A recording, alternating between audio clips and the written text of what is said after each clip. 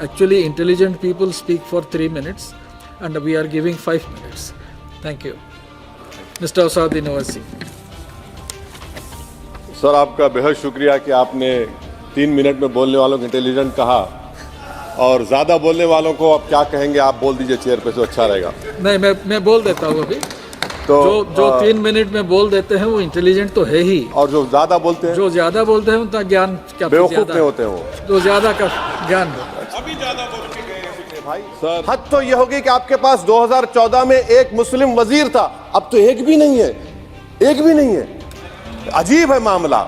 अब आप देख लीजिए, तो ये बात, कल तक देश के प्रधानमंत्री वो व्हाइट पेपर जारी कर देंगे कि कितने मुसलमानों का आपने मार्जिनलाइज कर दिया, बुलडोजर से घर तोड़े गए, कितनों का एनकाउंटर हुआ, कितने जेल में है यूएपीए में, और चीन कितनी जमीन पे कब्जा करके बैठा हुआ है। बहुत बहुत शुक्रिया सर, आपने मुझे बोलने का मौका दिया। सर, मैं पहले ये बात वाजे कर देना चाहता हूं कि मैं इंडिया में नहीं हूं मगर वतन अजीज का हूं, और मेरा मामला ऐसा है कि मैं अब लाइन ऑफ एक्शन पर हूं।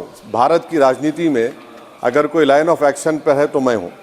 सर, मेरे चंद सवालात हैं जो मैं उम्मीद करता हूं कि हमारे मोहतरमा वज़ीर साहिबा जब जवाब देंगे, इसका जवाब, मेरे सवाल का जवाब देंगे। यूपीए में जीडीपी ग्रोथ था 6.8 एवरेज। नरेंद्र मोदी की सरकार में जीडीपी ग्रोथ हो गया 5.9 एवरेज। इसका जिम्मेदार चीन है या पाकिस्तान है, बता दीजिए।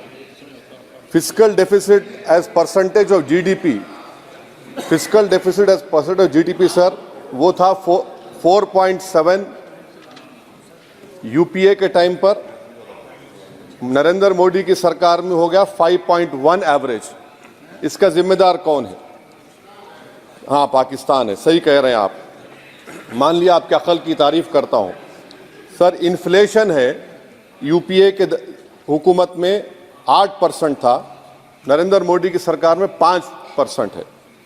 मगर क्या ये बात सच नहीं है कि जो ग्लोबल तेल की कीमतें थी 2008 से 14, वो एक बैरल $100 के ऊपर बिकता था।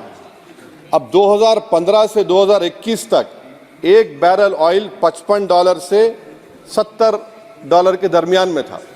तो ये क्रेडिट आप नहीं ले सकते, ये आपकी मेहनत नहीं है, इसमें एक्सटर्नल रीजंस है। मेरा चौथा सवाल ये है सर कि आखिर आप, अगर जीडीपी हमारा 5.9 एनडीए गवर्नमेंट का रहा, तो फिर अनएम्प्लॉयमेंट रेट कितना है? आखिर 2011 से एम्प्लॉयमेंट सर्वे नरेंद्र मोदी क्यों नहीं कराते? डेटा को क्यों छुपाते हैं? आप करवाइए सर्वे। हाँ, ला लीजिए, एनएसएसओ का ला के दे दीजिए। ये पीएलएफ हुआ था 2018 में, उसके बाद अब क्या हो रहा है? नहीं हो रहा है। ला लीजिए, तो कम से कम एनएसओ को बोलकर ये सर्वे करवा दीजिए। अच्छा, कंजम्पशन सर्वे 2017 से रुका हुआ है। सर, आप फाइनेंस मिनिस्टर होते तो शायद आ जाता। आपकी काबिलियत और आपकी अहमियत वहाँ पर नहीं है, मैं अफसोस के साथ कह रहा हूँ। सर, दूसरी बात, मेरा चौथा सवाल ये है कि 2005 में डॉलर था 43 रुपीस, 43 रुपये। 2014 में हुआ 83 रुपये। अब मैं इतने माहिर तो नहीं हूँ इकोनॉमी में, मेरा मोटा मोटा सवाल है, अब डॉलर है 83 रुपये। ये कौन जिम्मेदार है इसका सर? 83 रुपये क्यों हो गया डॉलर? माने नेट इंक्रीज जो है वो 23 रुपये का है। तो अब ये डिमांड इतना डॉलर का क्यों है? इसका जिम्मेदार कौन है? इसका जवाब शायद मोहतरमा देंगी। अच्छा सर, आप देखिए, फॉरेन करेंसी रिजर्व्स बोलते हैं 2011 में, बिल्कुल सही है, 294 बिलियन डॉलर था। 2013 तक वो 256 बिलियन हो गया। अब मैं व्हाइट पेपर आप पढ़ेंगे, new channel open by RBI. Number क्या है भाई? नंबर तो बता दीजिए। New channel open by RBI, number ही नहीं मालूम होता है। अच्छा सर, एक और सवाल मेरा है, हेल्थ एक्सपेंडिचर फ्रॉम पॉकेट, ठीक है, 2005 में 69% था, 2014 में 64.2 हो गया। तो अब का नंबर क्या है बताइए ना। आपके दौर में क्या नंबर है? वो नंबर नहीं बता, मेडिकल कॉलेज खोल दिए। नंबर क्या है खर्चे का? तो ये जो व्हाइट पेपर है, एटलीस्ट 2020 का डेटा दे दो आप। ये व्हाइट पेपर सर मोर रेटरिक है देन सब्सटेंस। डिमोनेटाइजेशन की बात ही नहीं कर रहे। डिमोनेटाइजेशन तो बर्बाद कर दिया देश के गरीबों को, इसका जिक्र ही नहीं करेंगे। वो तो मास्टर स्ट्रोक था आपका, मगर बर्बाद हो गए। सर मैं कंक्लूजन में, क्योंकि आपने अक्लमंद कहा है मुझे कम टाइम में बोलने वालों को, तो मैं सरकार से आपके जरिए से मुतालबा करता हूं कि एक व्हाइट पेपर ये निकालिए कि 2014 में 1 लाख के मॉब लिंचिंग से 2024 तक कितने मुसलमानों का मॉब लिंचिंग हुआ, कितने घर बुलडोजर तोड़े गए। सर मैं खत्म कर रहा हूं सर, खत्म कर रहा हूं। और साथ ही साथ आप एक व्हाइट पेपर जारी कर दीजिए कि चीन 2000 स्क्वायर किलोमीटर पर कब्जा करके बैठा है या नहीं है, डेप्सांग डेमचॉक हमारे पास है या नहीं है। और आखिर में यूपीए के वक्त में माइनॉरिटीज बजट में फ्री कोचिंग था, आपने बंद कर दिया।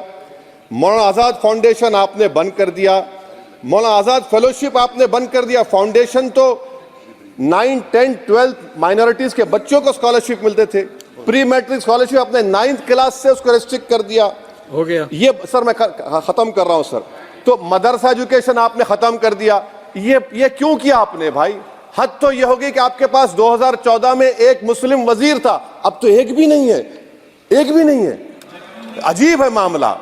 अब आप देख लीजिए, तो ये बातें हैं सर। और फिर सर ये व्हाइट पेपर में आप देखिए सर, ये व्हाइट पेपर में बिजनेस स्टैंडर्ड का एक आर्टिकल का जिक्र है मिस्टर शंकराचार्य का। ये शंकराचार्य साहब जो है, मिस्टर शंकराचार्य, ना रेटरिक पर रेटरिक लिख रहे हैं आप, उसका तोते की तरह लिख दिए उसको, ना नंबर भी देते वो।